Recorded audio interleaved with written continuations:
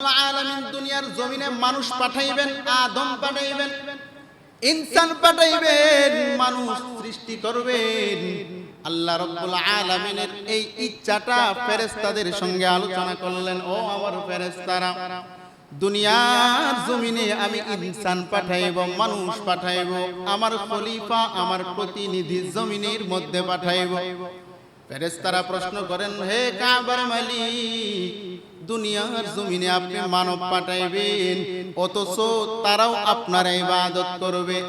আমরা ফেরেশতারা আপনি রবের গোলামি করি, এমন কোন সময় নাই আমরা সিজদার মধ্যে পড়ে থাকি না, এমন কোন সময় নাই আমরা তাসবিহ করি না, এমন কোন সময় নাই আপনার কুদরতি কদমের মধ্যে আমরা লুটি আপনার প্রশংসা করি না। অথচ আমাদেরকে মাইনাস করে আপনি জমিনের মধ্যে খলিফা পাঠাইবেন, আমাদেরকে মাইনাস করে জমিনের মধ্যে আপনি প্রতিনিধি পাঠাইবেন। যেই মানুষদেরকে আপনি জমিনের মধ্যে পাঠাইবেন, ওই মানুষগুলো জমিনের মধ্যে যাইয়া হানাহানি করবে, মারামারি করবে, রক্তপাত করবে, অহংকার করবে, হিংসা করবে, মানুষদের মধ্যে আত্মীয়তা ছিন্ন করবে। হে কাবার মালিক, অথচ আমরা ফেরেশতারা সর্ব অবস্থায় আপনার গোলামি করি। আমরা ফেরেশতা বিনয় মানুষকে সম্মানের কোন আসনে পৌঁছায়? শীর্ষস্থানে পৌঁছায়। আর অহংকার, দাম্ভিকতা মানুষকে ধ্বংসের দিকে ঠেলে দেয়। আমাদের একটা কথা আছে, অহংকার পতনের, বলেন অহংকার, অহংকার আমার মধ্যে নাই, আপনার মধ্যে নাই, নাকি আছে? অহংকার আমার মধ্যে, আপনার মধ্যে নাই, নাকি সবার মধ্যে আছে? অহংকার ভয়ানক কি হতে পারে? আরবিতে একটা উক্তি আছে, আরবিতে একটা গল্প আছে যে কেউ যদি পাহাড়ের উঁচু স্থানে উঠে, অনেক উঁচু স্থানে উঠছে, ওইটা নিচের দিকে নজর দিছে, তাকাইলে আমরা যারা আছি মানুষগুলোকে মার্বেলের মতো দেখা যায়, ছোট বলের মতন দেখা যায় যিনি উপরে আছে। আমরা যারা নিচে হাজারো মানুষ দাঁড়িয়ে থাকি, আমরা যদি উপরে নজর দেই, ধরেন একটা বিমান কত বড় থাকে, অনেক উপর দিয়ে যাওয়ার কারণে আমাদের দৃষ্টিতে সেটা ছোট আকার ধারণ করে। তাহলে এটা নজরের ক্ষেত্রে আমরা এরকমটা মনে করি।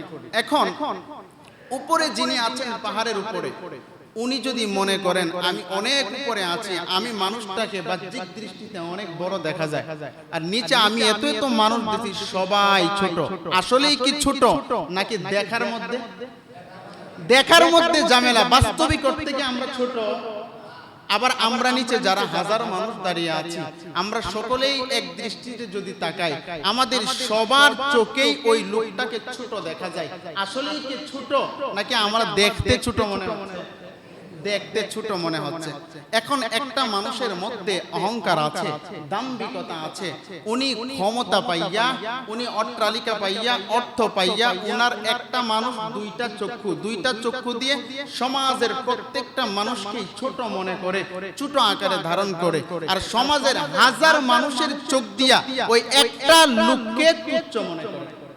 আমি একজন মেম্বরে বসে আছি, আমার চোখ কয়টা? বুঝবেন, আলোচনাটা এক সপ্তাহ শেষ হবে না, একটু ধারাবাহিক ভাবে করব। বুঝতে হবে এই মহামারীটা কত বড় আকার ধারণ করেছে। আমার চক্ষু কয়টা? দুইটা। আমি যে আপনাদেরকে দেখছি, কয়টা চোখ দিয়ে দেখতেছি? আমি লোক কয়জন? একজন।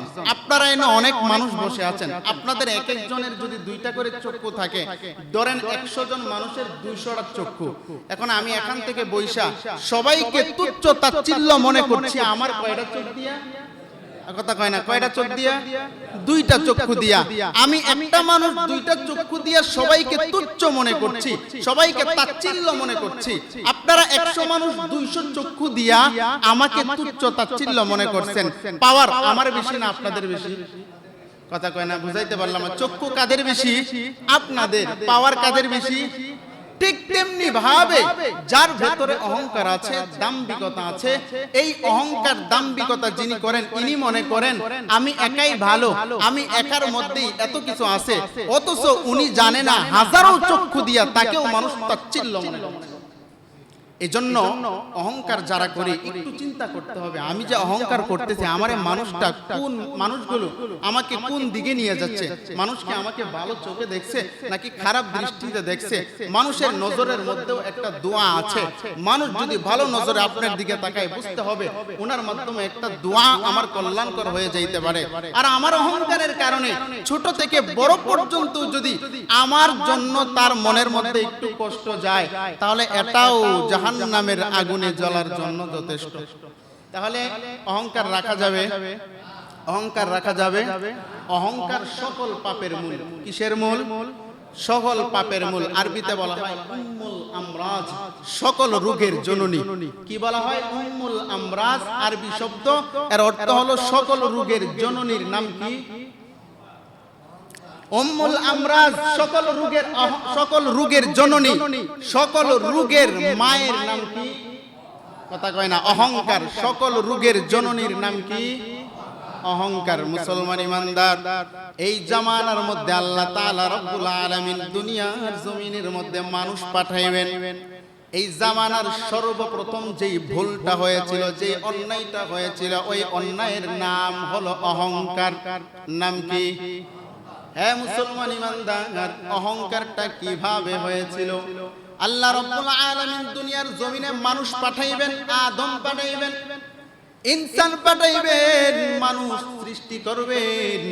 আল্লাহ রাব্বুল আলামিনের এই ইচ্ছাটা ফেরেশতাদের সঙ্গে আলোচনা করলেন, ও আমার ফেরেশতারা, দুনিয়ার জমিনে আমি ইনসান পাঠাইব, মানুষ পাঠাইব, আমার খলিফা, আমার প্রতিনিধি জমিনের মধ্যে পাঠাইব। ফেরেশতারা প্রশ্ন করেন, হে কাবার মালিক, দুনিয়ার জমিনে আপনি মানব পাঠাইবেন, অথচ তারাও আপনার ইবাদত করবে। আমরা ফেরেশতারা আপনি রবের গোলামি করি, এমন কোন সময় নাই আমরা সিজদার মধ্যে পড়ে থাকি না, এমন কোন সময় নাই আমরা তাসবিহ করি না, এমন কোন সময় নাই আপনার কুদরতি কদমের মধ্যে আমরা লুটি আপনার প্রশংসা করি না। অথচ আমাদেরকে মাইনাস করে আপনি জমিনের মধ্যে খলিফা পাঠাইবেন, আমাদেরকে মাইনাস করে জমিনের মধ্যে আপনি প্রতিনিধি পাঠাইবেন। যেই মানুষদেরকে আপনি জমিনের মধ্যে পাঠাইবেন, ওই মানুষগুলো জমিনের মধ্যে যাইয়া হানাহানি করবে, মারামারি করবে, রক্তপাত করবে, অহংকার করবে, হিংসা করবে, মানুষদের মধ্যে আত্মীয়তা ছিন্ন করবে। হে কাবার মালিক, অথচ আমরা ফেরেশতারা সর্ব অবস্থায় আপনার গোলামি করি। আমরা ফেরেশতা থাকতে আপনি দুনিয়ার জমিনে কেন আদম সন্তান পাঠাইবে? আল্লাহ রাব্বুল আলামিন বলেন, হে আমার ফেরেশতারা, আমি রব্বুল আলামিন যা জানি তোমরা ফেরেশতারা তা জানো না। ফেরেশতারা অস্বীকৃতি জানাইলো, জবানের মাধ্যমে আল্লাহকে জানায় দিল তারা মারামারি করবে, কানাকানি করবে, হানাহানি করবে, রক্তপাত করবে। আরেকটা ইচ্ছা যেটা ফেরেশতারা জবান দিয়ে উচ্চারণ করে নাই, স্বীকার করে নাই, তাদের কলবের মধ্যে ধারণা ছিল আল্লাহ মানুষ পাঠাইবেন, আল্লাহ দুনিয়ার জমিনে ইনসান পাঠাইবেন, অথচ আমরা সর্ব অবস্থায় রবের গোলামি করি। আল্লাহ যদিও মানুষ বানায়, আমাদের চাইতেও উত্তম করে আল্লাহ মানুষ সৃষ্টি করবেন না। আল্লাহ যদিও আদম সন্তান সৃষ্টি করবে, তারপরেও আমাদের ফেরেশতা, আমরা ফেরেশতারা আল্লাহর কাছে গ্রহণযোগ্য পাইব। এমন অহংকার মূলক শব্দ ফেরেশতারা মনে মনে স্বীকার, মনে মনে ভাবতেছিল। ফেরেশতারা ভাবতেছিল আল্লাহ যদিও মানুষ বানাইবে, তারা আমরা ফেরেশতার চাইতে উত্তম হবে না, আমরা ফেরেশতার চাইতেও শ্রেষ্ঠত্ব লাভ করবে না। এটা মনে মনে ছিল। এই মনে মনে যে ধারণা ছিল তাদের চাইতেও বড় করে আল্লাহ মানুষ বানাইবে না, বলেন এটার নামই জবানে স্বীকার করছে, রক্তপাত করবে। আমরাই তো সব সময় ইবাদত করি, আপনি মানুষ কেন বানাইবেন? এটা জবানে স্বীকার করছে। আর অন্তরে তাদের ছিল যদিও আপনি মানুষ বানাইবেন, আল্লাহ যদিও সৃষ্টি করেন আদম সন্তান, আমরা ফেরেশতার চাইতেও উত্তম আদম সন্তানকে শ্রেষ্ঠত্ব আল্লাহ দান করবেন না। এই যে মনের মধ্যে স্বীকার করছে একটা, অন্তরে ভাবছে আরেকটা। অন্তরে যেই জিনিসটা তারা ভাবছে, অনুভব করছে, এটার নামই অহংকার, বলেন এটার নামই অহংকার। আল্লাহ রাব্বুল আলামিন তাদের এই অহংকার শব্দটা জানেন কি জানেন না? ফেরেশতারা মনে মনে অহংকার করছিল, এই জিনিসটা আল্লাহ জানেন কি জানেন না? আল্লাহ রাব্বুল আলামিন আদম সৃষ্টি করবেন, আদম সৃষ্টি করার জন্য আল্লাহ ফেরেশতাদেরকে ডাক দিলেন, ও আমার ফেরেশতারা যাও জমিনের মধ্যে আগমন করো, জমিন থেকে মাটি নিয়ে আসো, আমি আল্লাহ জমিনের মাটি দিয়ে আদম সৃষ্টি করব। মুসলমান ইমানদার, আল্লাহ রাব্বুল আলামিনের আরশ বহনকারী ফেরেশতারা জমিনের মধ্যে আগমন করেন।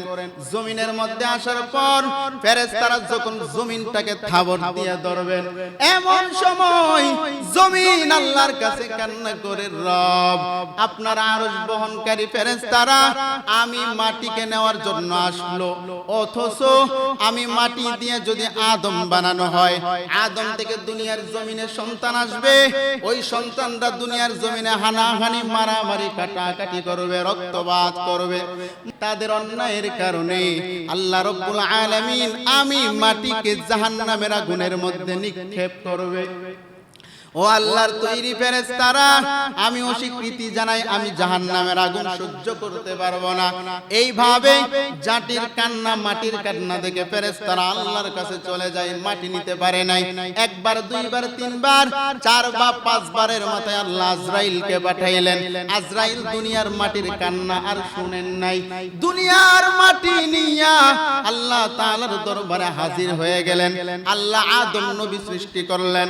আদমকে সৃষ্টি করার পর আল্লাহ রাব্বুল আলামিন ফেরেশতাদেরকে আহ্বান করলেন, উসজুদু লি আদম, হে আমার ফেরেশতার দল, আদমকে তোমরা সিজদা করো, আদমকে তোমরা সম্মানের সিজদা করো। সমস্ত ফেরেশতারা আল্লাহর নির্দেশ পাওয়ার পর সিজদার মধ্যে লুটিয়ে পড়েন, কিন্তু একজন ফেরেশতা যিনি আদমকে সিজদা করার জন্য অস্বীকৃতি জানায়। মুসলমান সবাই বলেন ওই ফেরেশতার নাম ইল্লা ইবলিস। ইবলিস শুধু অস্বীকৃতি জানায়, আমি আদমকে সিজদা করতে পারবো না। বলে কেন? বলে আল্লাহ আপনি আমার আগুন দিয়ে বানাইছেন, মাটি দিয়ে আদমকে বানাইছেন। বাহ্যিক দৃষ্টিতেও যদি দেখি আগুন সম্মানের পাত্র, মাটির চাইতে সম্মানজনক হলো আগুন। আমি আগুনের তৈরি হইয়া আদমকে সিজদা করতে পারবো না। মুসলমান সবাই সিজদা করলো, ইবলিস করে নাই। বলে কেন? অহংকার। অহংকার, এই অহংকারের কারণে আল্লাহর নির্দেশ মানতেও স্বীকৃতি জানায়। আবা ওয়াস্তাকবারা ওয়া কানা মিনাল কাফিরিন, সে অস্বীকৃতি জানালো এবং অহংকার করলো, আর সে কাফেরদের অন্তর্ভুক্ত হয়ে গেল। ইবলিসকে আল্লাহ রাব্বুল আলামিন নিয়ামত কত দিয়েছিলেন। সমস্ত ফেরেশতারা যেই শিক্ষিত, ওই শিক্ষিতটা যদি, শিক্ষাটা যদি এক পাল্লায় করা হয়, আর ইবলিসের লেখাপড়ার অল্প কিছুদিনের ইবলিসের শিক্ষাটা যদি এক পাল্লা করা হয়, তাহলে ইবলিসের শিক্ষার মানটাই বেশি বেড়ে যায়। এত শিক্ষিত, এত শিক্ষিত ইবলিস হয়েছিল, এজন্য সমস্ত ফেরেশতাদের লিডার, অধিনায়ক নির্বাচিত হয়েছিল। শেষ পর্যায়ে সব কিছু ধ্বংস হয়েছিল কিসের জন্য? কিসের জন্য? অহংকার। এই অহংকার সর্বপ্রথম জমিনে কে করেছিল? ইবলিস। আল্লাহ তাআলা তাকে জান্নাত থেকে বের করে দিলেন। কেন? আল্লাহ বলেন অহংকার আমার চাদর, চাদর নিয়ে টানাটানি করবা আর জান্নাতের মধ্যে থাকবা, এই সুযোগ হবে না। শিক্ষা দিলেন কি? বলে ইবলিসকে আল্লাহ জান্নাত থেকে বের করে দিলেন কিসের কারণে? কিসের কারণে? অহংকারের কারণে। আজও যদি আদম সন্তানের মধ্যে কারো মধ্যে ইঞ্চি পরিমাণ যদি অহংকার থাকে, আল্লাহর জান্নাতে প্রবেশ করতে পারবে? আল্লাহর জান্নাতে প্রবেশ করতে পারবে? এর প্রমাণ আল্লাহ ইবলিসকে এত ইবাদত করার পরেও, এত শিক্ষিত থাকার পরেও যদি তাকে বের করে দিতে পারেন, তাহলে আদম সন্তান এখান থেকে শিক্ষা নিতে হবে।